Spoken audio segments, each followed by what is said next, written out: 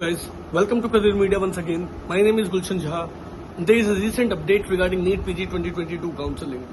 The NBE has published the scorecard for the students for NEET PG 2022, and there are some discrepancies, there are some confusions, there are some doubts in the scorecard.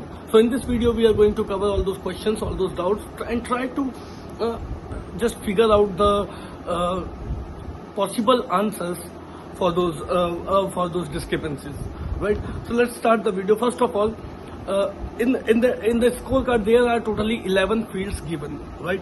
And in that 11 fields, you will find that there is name field, father's name field. Similarly, 11 fields have been given, and in the name field or father's name field, there are some spelling mistake maybe, or maybe the name is not matching with your certificate in MBBS or other documents. So if that kind of thing is there, where there is a mismatch in the name which is been given in your admit card or in your scorecard, and that is different with the name mentioned in your marks card in MBBS or in 12th or 10th. So what you should do? There are two ways. Either you can go for rechanging your name. Either you can go for correcting your name, which can take up to 1.5 to 2 months. And if you don't want to go, obviously within that period of time, there are chances that counseling will get start and you may stuck in between only. So you have another chance that you just make a notary certificate, you just make a notary affidavit, and in that affidavit it should be mentioned that both the person is same. The person name given on the document on which the name is different from the scorecard, and the name given in the person in the scorecard, both the person is same. So if you make a affidavit, this is obviously notary affidavit. Affidavit is a legal paper. So if you just keep that paper with you, obviously you will be having a proof to show somebody if they ask you that who are these two persons, are the two persons are different or same. So you can do that, you can make that affidavit, and you can show them if it is asked to show. Otherwise there should not be any issue with that. Okay, so this is the first thing. Then the second point is nationality as Indian. So one thing which I want to put highlight on regarding nationality is if your nationality is given as Indian, you can apply as an NRI if you think that you are getting better seat under NRI, and if you can think that you can get better college under NRI. So if you wanted to take NRI seat, even though your nationality is given as Indian, you can apply for that. You are eligible for that. The only thing is you should be having NRI sponsored documents. So if you are okay with that, and your relatives, if your relatives are staying abroad and they are ready to sponsor you, they are ready to sponsor you for your study, in that case you can make all the relevant documents regarding NRI and you can apply for the NRI seats.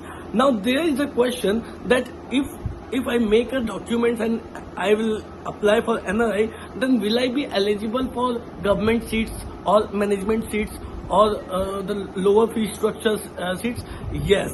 In that case, you will be eligible for both the seats, management seat as well as NRI seat. Just say if you are not getting management seat, but still you want to take NRI seat, you can take that. Just say your dream college is KMC, right? Now you are not getting your desirable branch in KMC through management seat, right? But you want to take the KMC through NRI seat, right? So you will be eligible for both the seats. While doing the choice filling, you can put first management seat of KMC and second after that NRI seat of KMC. So if management seat, while allotment, first it will be checked that whether the management seat of NRI is available, is vacant or not for you. If it is not vacant, then it will check the NRI seat for KMC and it will allot you if it is vacant. So you will be eligible for both management as well as NRI. There is nothing like if you apply through NRI, you will not be eligible for management. So this is the second thing. let's come to the third point, that there has been given correct responses and incorrect responses, like 110 correct responses, 111 correct responses, like that. So there is the discrepancies, like some of the students, I would say there are many students who are thinking that their paper was taken very good. But as per NB or as per the paper checking, what they were expecting, it is not, the paper checking was not according to their expectation. So what NB should do, NB should definitely release the paper, and they should just release the responses of the students also, so that a student should analyze by themselves that whether what we have done in the paper and where NB has deducted their marks, right? This will really maintain a transparency between the student and between NB, and with this NB will also be on a positive side, right? So this is what it should happen. We expect that NB would definitely see for this point, and if it is possible, then they should really release the paper and the responses of the students, right? That's all. This is the things has been given in the scorecard, and how you should just you should strategize for NEET PG 2022 counseling. If you have some issues with the scorecard, with the name field and these things, you can just go ahead with what suggestions have been given in the video, right? So likewise you can go. One more thing, if somebody somehow have not checked where to get this scorecard, then you should go on the NB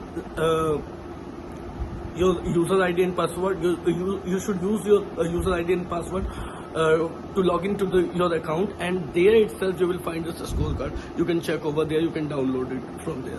One more thing, the category over there is a discrepancies that general category. I have come under EWS category, but it's not mentioned in the scorecard. It's been given just general.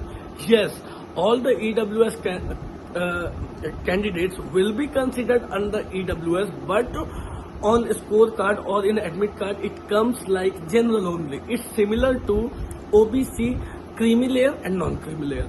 For OBC students, there are two types. There are two layers, two categories of students, for creamy and for non-creamy. So in their scorecard, it would not be mentioned that whether the student is under creamy layer or non-creamy layer. Similarly, for general student, it would not be mentioned whether the student comes under EWS or not. I think they should mention. I hope that they would mention in future, but if they mention, then obviously these things would not put any kind of pressure on the students, and these things would not create any types of confusion amongst the students. So they should mention. But if you comes under EWS, and if you have, while doing the registration, if you have mentioned EWS while filling up the registration form for counseling, you will be considered under EWS, and OBC persons like non-creamy layer, creamy layer would be considered under that only.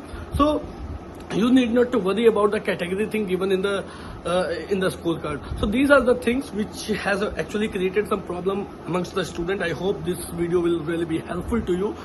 And if you have any query, any doubt, you can post your queries in the Telegram group.